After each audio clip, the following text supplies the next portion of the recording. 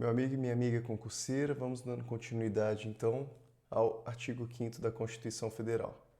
Apenas para deixarmos claro algumas questões com relação à aula anterior, é muito importante que a gente distingua aqui, embora a sua prova ela seja majoritariamente e provavelmente ela será cobrada à literalidade da lei, é muito importante que a gente saiba distinguir também que quando nós falamos aqui sobre estrangeiros residentes, existe uma situação particular que a nossa jurisprudência já tem aceitado também, que os estrangeiros não residentes eles têm direito a algumas situações do artigo 5º, tá?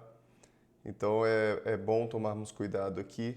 Caso a sua prova fale de acordo com a Constituição, pode ser que você deve responder estrangeiro residente. Agora, se ele falar de acordo com os nossos tribunais, de acordo com a jurisprudência, tem se aceitado, sim, que os estrangeiros não residentes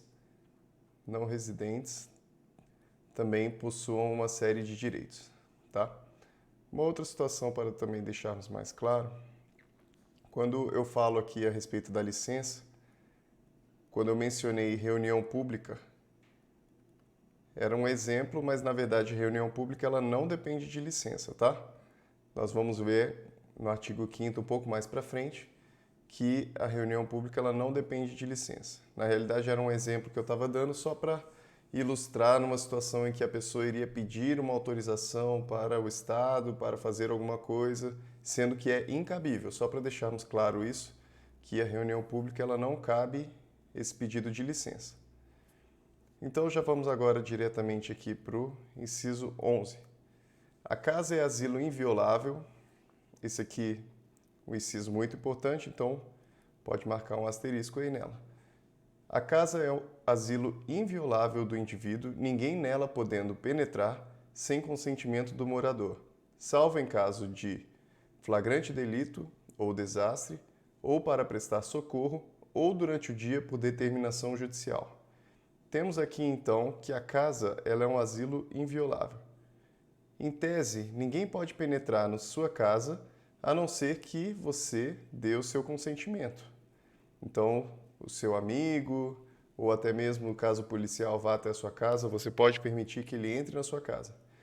Agora, sem esse consentimento do morador, existem situações em que é possível penetrar na sua casa, que são essas situações aqui: flagrante delito ou desastre. Flagrante delito é quando é um crime que está acontecendo. Está acontecendo. Então, a polícia passa na frente da sua casa e vê que, por exemplo, houve barulhos de tiro ali dentro.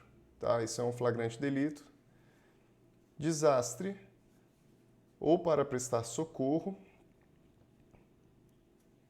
ou durante o dia, aqui é muito importante prestarmos atenção nessa expressão durante o dia, por determinação judicial.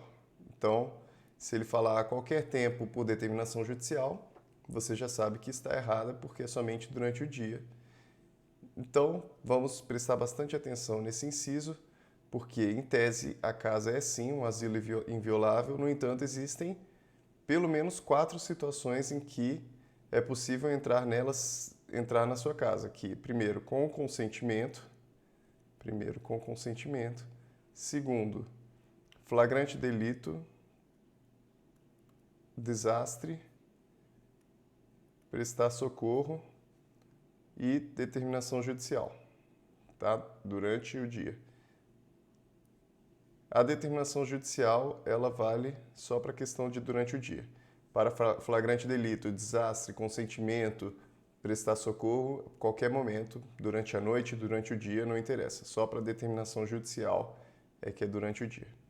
Inciso 12. É inviolável o sigilo da correspondência e das comunicações telegráficas, de dados e das comunicações telefônicas, salvo no último caso,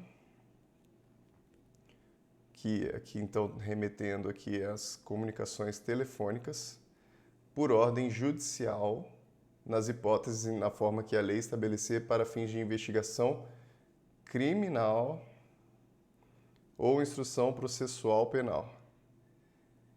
Então, inicialmente, precisamos diferenciar aqui.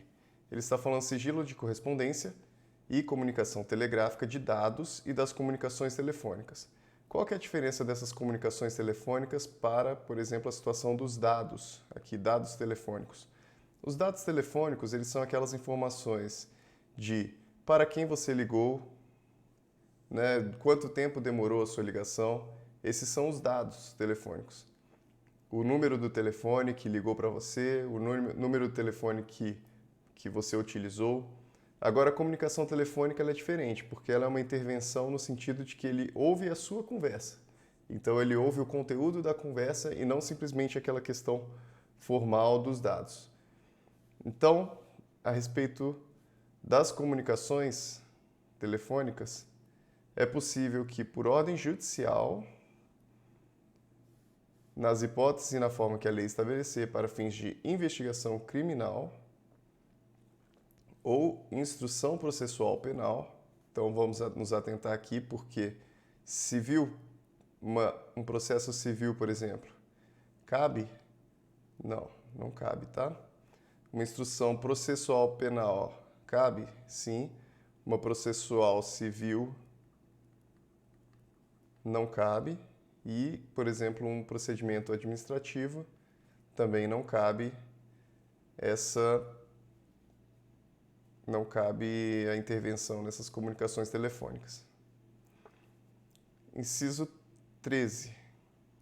É livre o exercício de qualquer trabalho, ofício ou profissão. Essa é a regra, é livre. Atendidas as qualificações profissionais que a lei estabelecer. Então, aqui em regra é livre, no entanto, é possível que a lei estabeleça algumas condições. Então, é uma regra da Constituição que ela pode ser limitada, ela pode ser restrita, embora seja livre, nós sabemos que existem alguns certos requisitos para algumas profissões. Então, atente-se aqui a essa possibilidade, ele vai te falar, é livre o exercício de qualquer trabalho, ofício ou profissão. No entanto, precisa ser atendidas as qualificações profissionais que a lei estabelecer. Então, por exemplo, uma restrição com relação ao trabalho do advogado. Para que ele seja advogado, é necessário que ele passe na OAB, na prova da OAB, correto? Isso é um exemplo típico de uma restrição ao exercício da profissão. E a própria Constituição permite que isso aconteça, aqui no inciso 13. Inciso 14. É assegurado a todos o acesso à informação e resguardado o sigilo da fonte. Sigilo da fonte quando necessário ao exercício profissional. Aqui temos aquele exemplo do jornalista que ouve de uma fonte, que ele recebe algum tipo de informação e ele se manifesta, ele publica uma notícia, ele não é obrigado a estar dizendo quem que revelou para ele aquilo. Temos aqui então a situação do sigilo da fonte. Você não é obrigado, quando necessário ao exercício profissional, está dizendo quem que revelou aquilo para você, o sigilo da fonte. Inciso 15. É livre a locomoção no território nacional em tempos de paz. Aqui, vamos salientar também aqui, em tempos de paz, podendo qualquer pessoa, nos termos da lei, nele entrar, permanecer ou dele sair com seus bens. Então, em regra, nós temos, lógico, uma liberdade de nos locomover por todo o território nacional. Isso se chama liberdade de locomoção. No entanto, vamos tomar cuidado aqui que ele fala em tempos de paz. Então, numa situação de guerra, que seria o contrário, não necessariamente haverá essa liberdade de locomoção. Então, se caso na prova ele te pergunte, temos sempre, então, sempre tomar cuidado com as expressões sempre, nunca.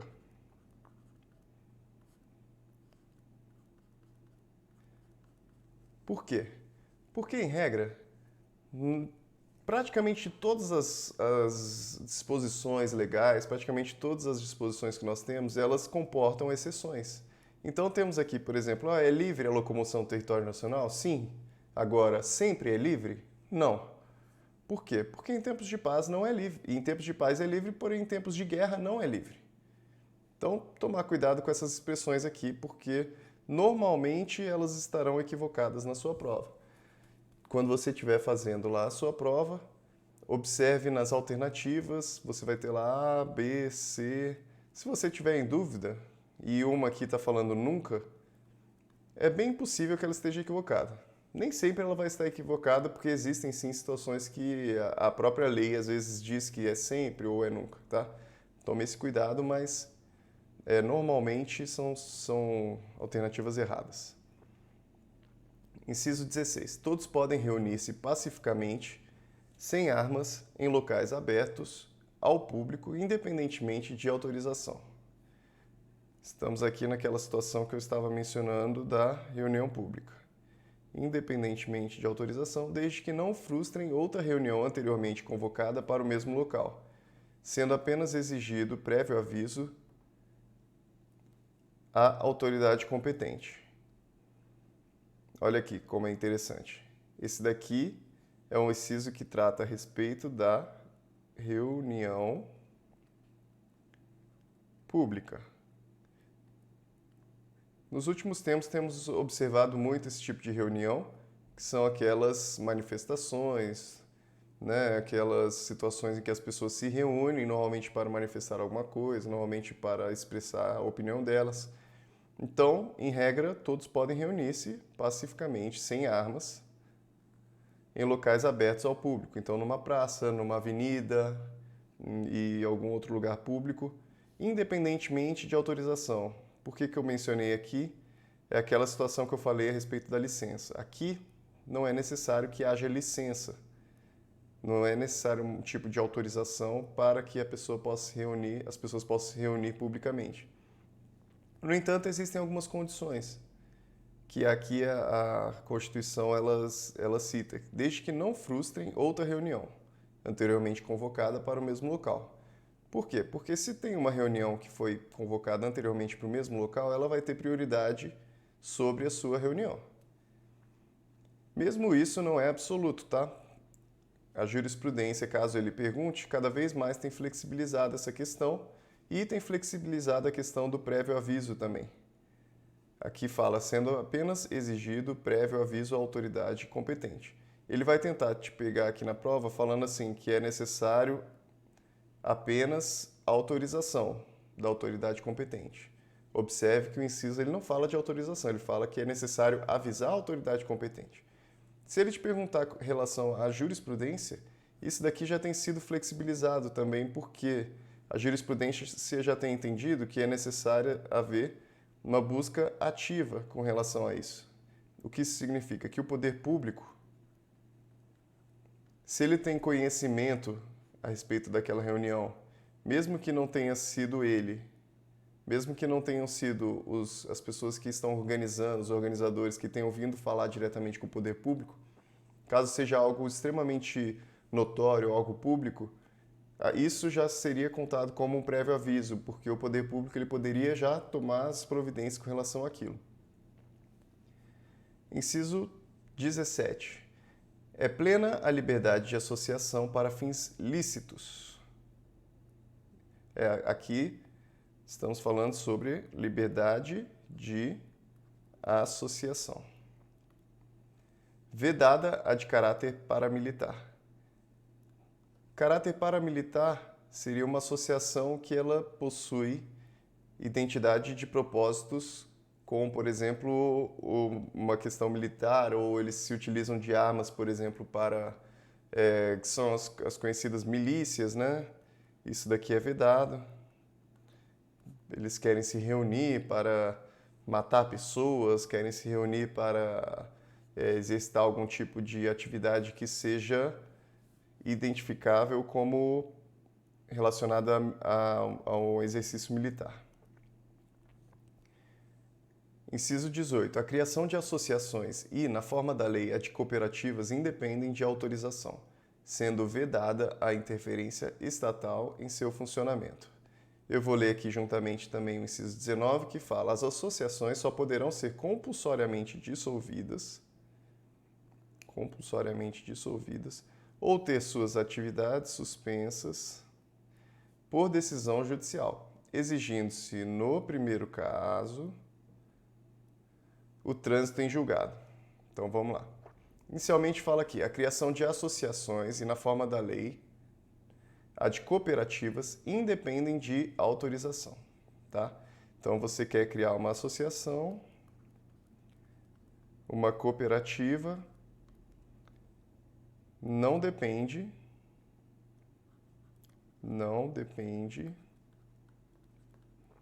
de lei, de autorização. É vedada a interferência estatal. Vedada a interferência estatal. Aqui é uma regra absoluta, vedada a interferência estatal? Não, porque se ele, por exemplo, diz no inciso anterior que é vedada a associação de caráter paramilitar, significa que é possível sim uma interferência estatal, mas não no sentido de permitir esse funcionamento, permitir esse início da associação e cooperativa. Por quê? No inciso seguinte, ele fala: as associações só poderão ser compulsoriamente dissolvidas ou ter suas atividades suspensas por decisão judicial. Isso daqui, em tese, já é uma interferência estatal. É possível, então, dissolver uma associação. Significa que esse inciso aqui não é uma regra absoluta, como eu estava falando anteriormente. Agora, vamos nos atentar aqui que existem duas situações: ser dissolvida e a outra situação é ser suspensa. Então, em regra, as duas dependem de decisão judicial.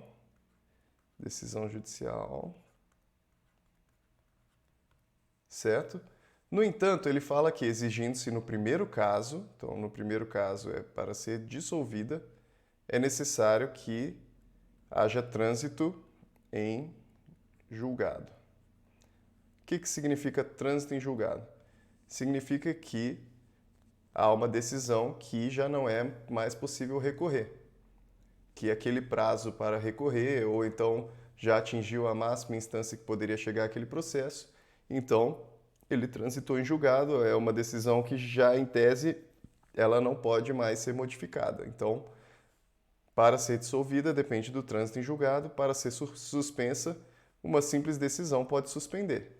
Uma decisão, por exemplo, liminar.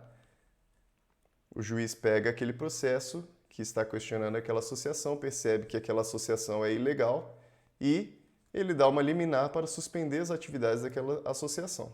No entanto, ele não pode determinar a dissolução dela, somente numa decisão que seja transitada em julgado. Inciso 20. Ninguém poderá ser compelido a associar-se ou a permanecer associado. Aqui é o direito de liberdade de associação. Você possui liberdade de estar associado ou de não estar associado. Isso daqui vale, por exemplo, para a decisão a respeito da contribuição sindical.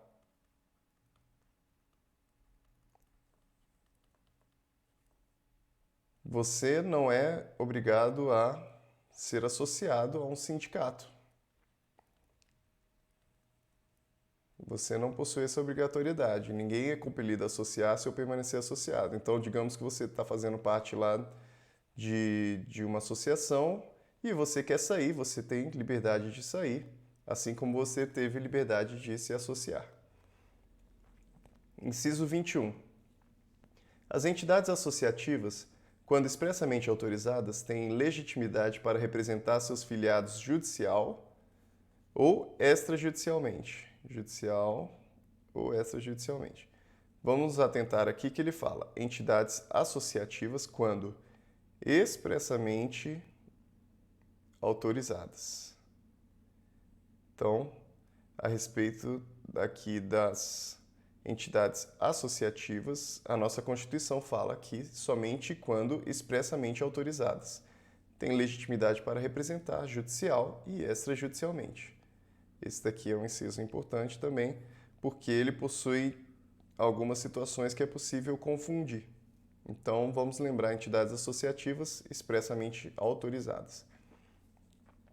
Inciso seguinte é garantido o direito de propriedade. Aqui, como vivemos em uma sociedade que é capitalista,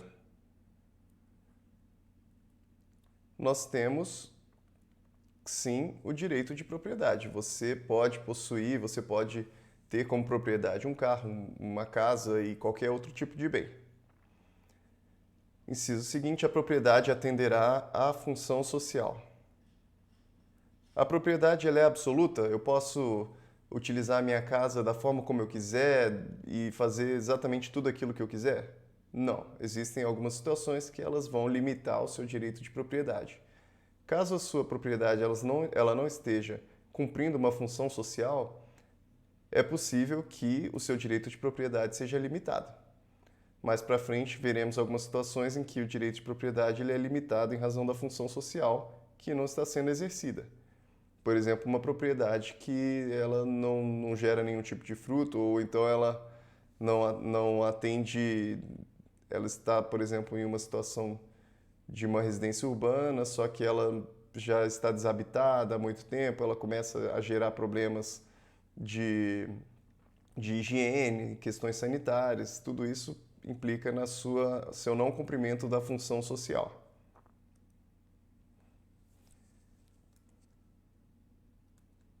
Inciso 24, nós iremos tratar na próxima aula. Iremos continuar a partir daqui. Agradeço aí e até a próxima aula.